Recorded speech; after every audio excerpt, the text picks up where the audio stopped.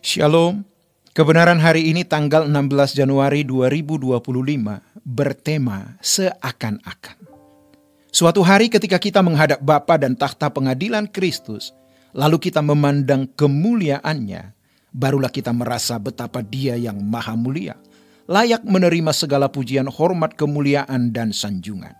Pada waktu itu, rasanya kita mau memberi apapun yang kita dapat berikan. Baru kita menyadari bahwa tidak boleh ada yang kita sisahkan untuk diri kita sendiri atau untuk siapapun. Segalanya hanya layak bagi Tuhan.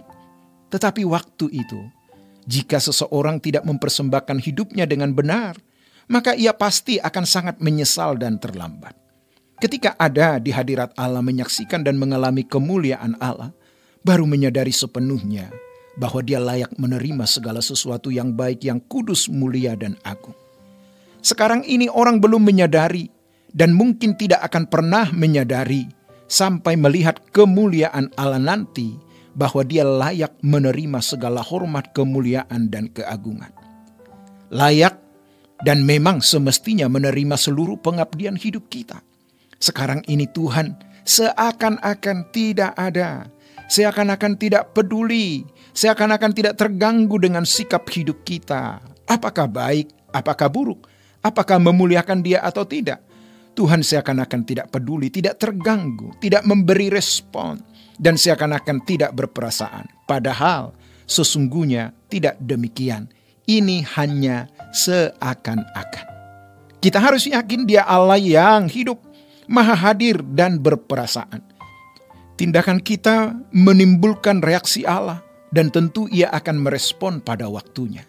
Disinilah letak ujian seberapa kita mempercayai bahwa Dia ada, hidup, dan nyata. Seperti yang dikatakan di dalam Ibrani pasal 11 ayat yang ke-6. Tanpa iman, tidak mungkin orang berkenan kepada Allah.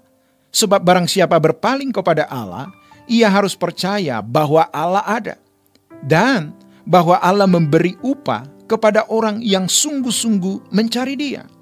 Bukan hanya dengan mulut mengaku ada Allah, tapi juga dengan perbuatan yang sungguh-sungguh. Tentu, sungguh-sungguh di sini standarnya segenap hati, segenap jiwa, segenap akal budi, segenap kekuatan. Sungguh-sungguh mencari Dia. Inilah tandanya dan asiknya hidup.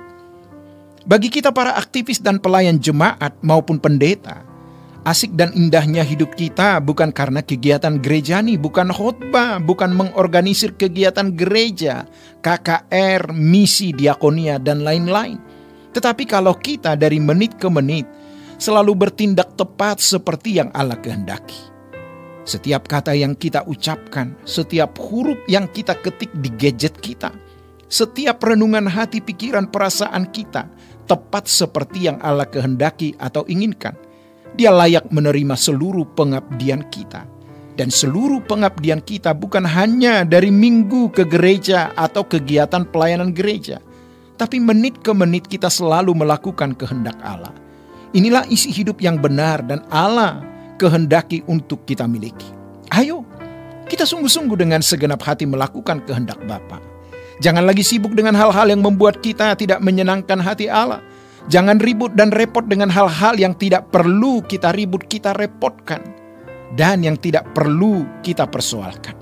Yang kita persoalkan adalah bagaimana dari menit ke menit selalu tepat bertindak dan berbuat sesuai dengan kehendak Allah. Ini yang Bapa kehendaki, harus kita lakukan. Jangan kita memberi pikiran, perasaan, dan perhatian tubuh, jiwa, roh kita untuk yang lain. Kita persembahkan sepenuhnya bagi Tuhan, sebelum melakukan kehendak Tuhan dan memenuhi semua rencana kekal Bapa.